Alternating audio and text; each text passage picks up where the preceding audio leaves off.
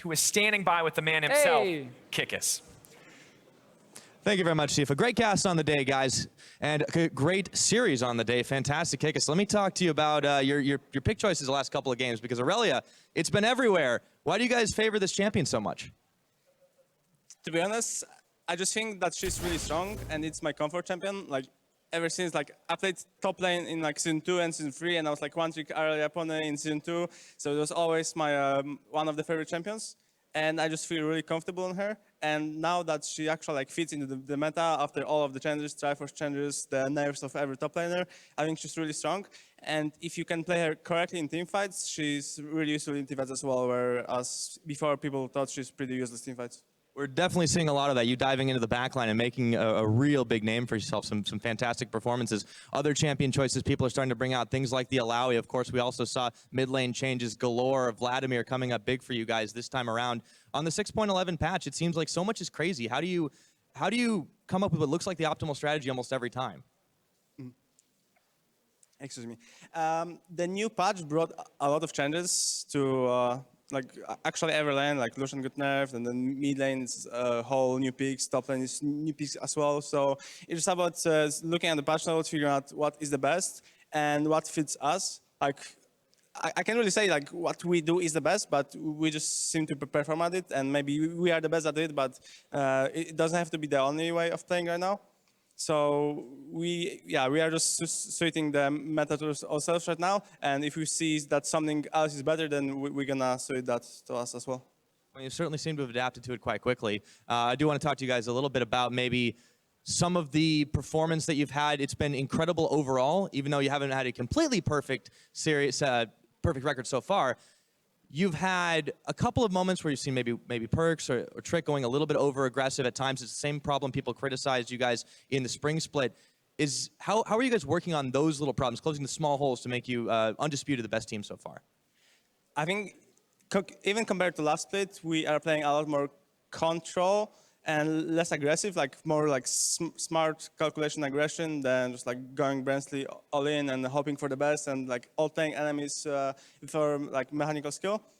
And right now, like we are actually like working. It's not only thinking; it's working and implementing.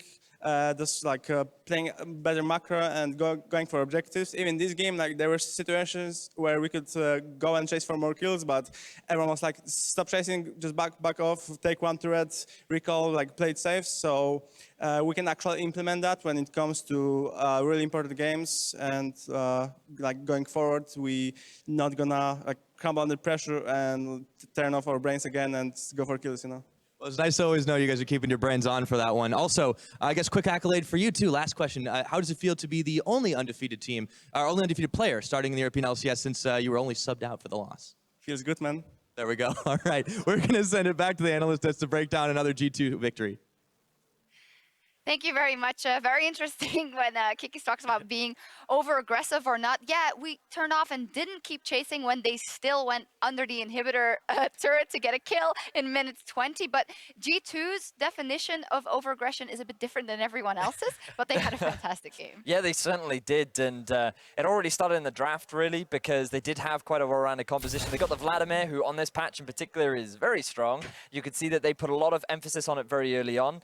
With the Fizz coming out, we heard from the casters as well, was it the best thing to go for in terms of the Aurelia? But as you heard from Kikis, he was still pretty confident in that matchup. So I've got a question for people looking at those team compositions that maybe been tuning in with an eye on Rocket Vitality as well. How did the Cassiopeia do? I've been focusing mostly on that Stream B game. Can you sum it up for me?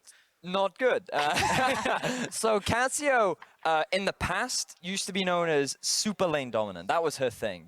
It was really hard to trade back and forth with her. And Vladimir used to be really weak because it was really hard for him to get that Crimson Rush bonus. Now the roles have kind of reversed because Cass needs those levels to be able to do the damage. She needs to get those poison stacks on. And Vladimir can be really difficult during the laning phase because he shoves you underneath the turret, which Cassio can sometimes struggle with. So when you also don't get the support from the rest of your team, it becomes a very difficult matchup for the Cassio. It must be hard for Stress to keep his ear on this segment because I know you're having one eye on the other. Crazy things are happening. It's okay, we'll get there in a bit. We're just going to round up this series first. Obviously, Vedius, you wanted to take a closer look at what happened level 1, as you feel like that just influenced and maybe even sealed the fate already for Splyce. So the thing you have to bear in mind when you're playing against a Soraka is you are not going to do the Krugs when you have a Soraka. It's not a great thing to do. So the best thing to have when you have the Soraka is actually go and interrupt your opponents from getting that early level 2.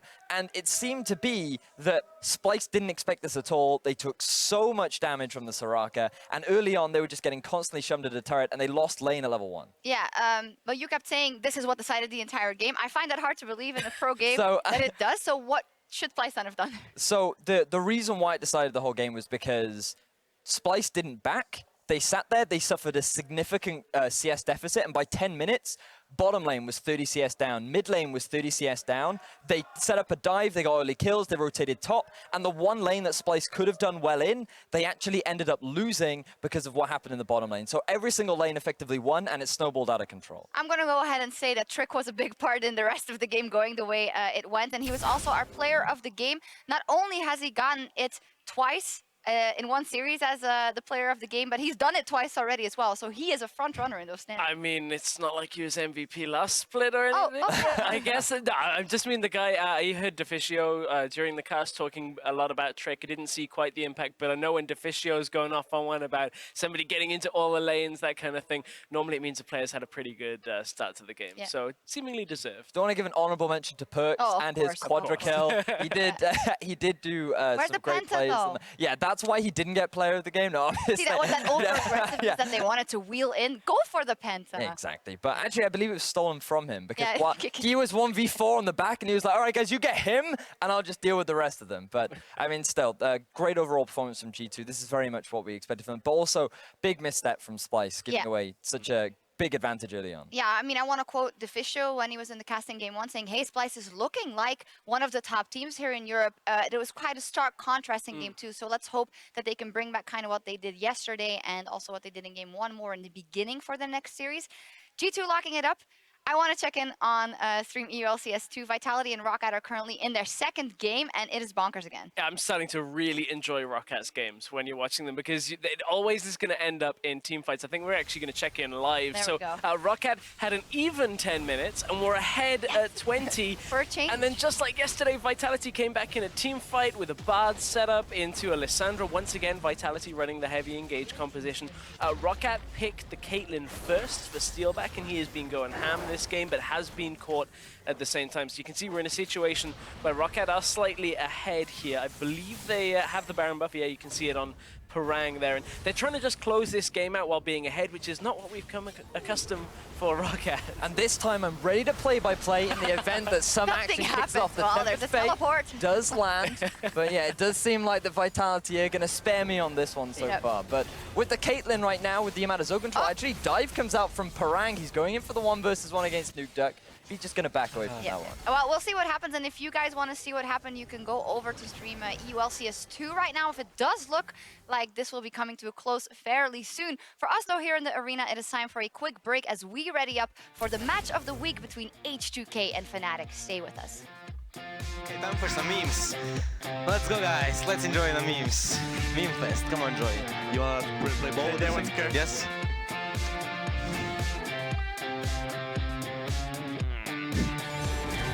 Mickey does still have a snare. Great silence. Quick first blood. Double kill.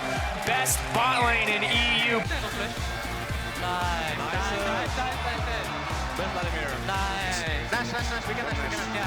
And Perks, the triple kill. What?